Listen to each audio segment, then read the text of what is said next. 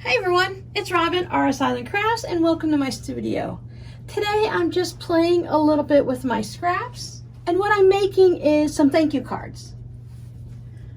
At one point I was making little cards like this. If you could see, I stitched down the scraps, use a little bit of letter stamps and just stamp some scrap on there.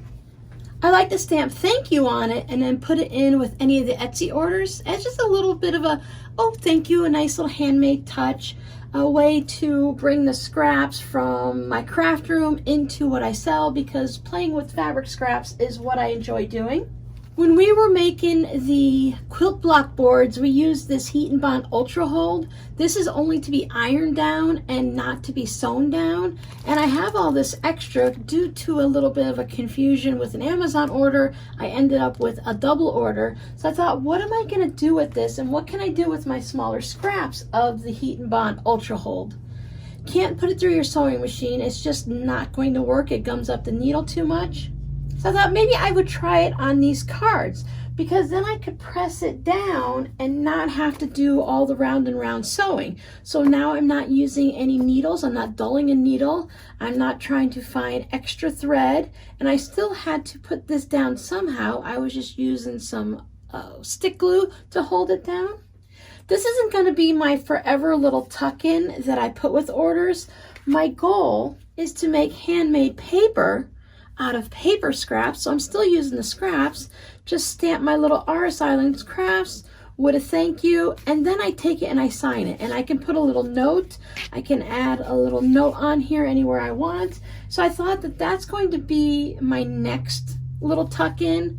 But for now, I have these cards. These are left over from when I first started doing fabric postcards before I switched to a sturdier comic book board for the backing. This is just some colorful cardstock.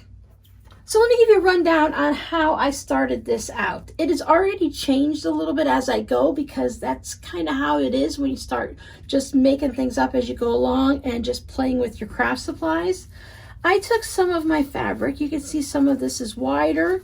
This was a larger piece that I put the Heat and Bond Ultra Hold on the back, and then I just cut it into strips.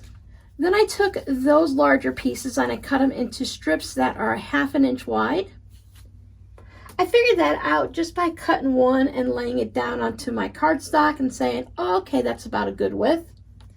For this one, I cut them 1 1/4 inch, and then after fusing them down, I realized they're a little bit too big. I like the smaller bits instead. So I just took the pieces that were 1/4 inch wide, and ultimately I cut them in half. But before cutting them in half, I decided to peel off the backing paper and then cut them in half. And then I can go ahead and fuse it down onto my cardstock. Then I realized it'd probably be easier to peel off the papers as a long strip like this instead of all of these little pieces. But this actually doesn't peel off that hard. This paper peels off nice and easy. It's a little bit thicker, so you could peel off it like that. And if you're making multiples, then you can just sit here and either fold them and cut them in half, or you can just sit there and cut pieces off. Just make sure when you're laying them out on your cards that you're laying them fusible side down. You can always use tweezers to put these down if you find that that would be easier. Maybe you have some younger children in your life or some teenagers. You can go ahead and enlist their help, and maybe they'll want to help you out a little bit. So it just peels off real easy. You can always use some tweezers.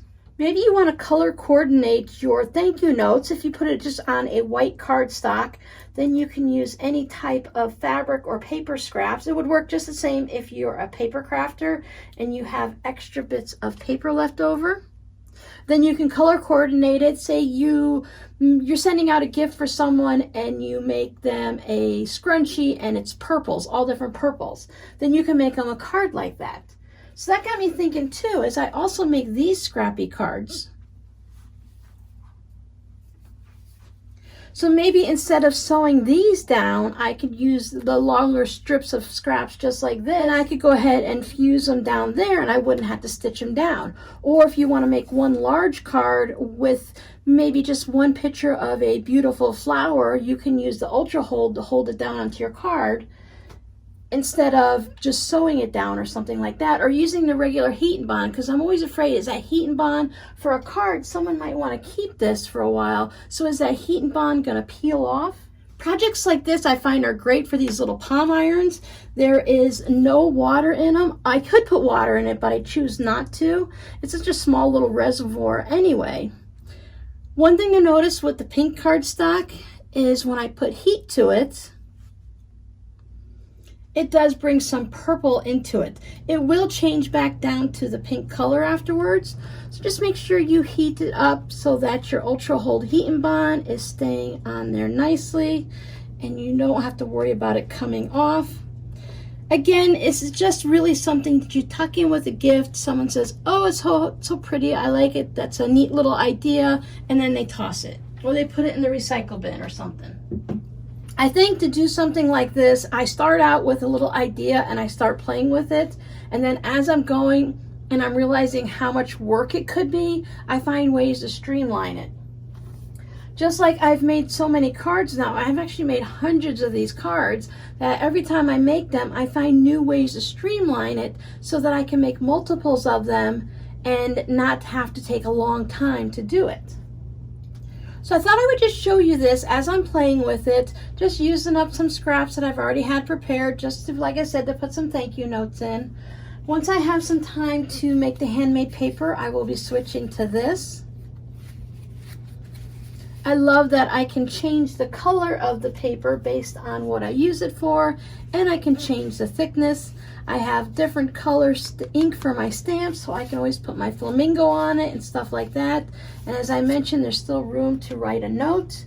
I can sign it. I can add a little note to the back if I want. I enjoy finding videos like this on YouTube and on Pinterest and the internet and stuff to get a jumping off point. As I mentioned, I just got that little thank you note in with my Etsy order that I purchased, and then I just started jumping off from it and going into different areas to find what's going to work for me, what's going to work for my shop and my time. So I hope you enjoyed this little video. I hope you find a little nugget of creativity in it for you, that your creative part of your brain can just jump off from and come up with something fun to do. Your scrappy word for today is nugget, and I'll see you guys next time. Bye.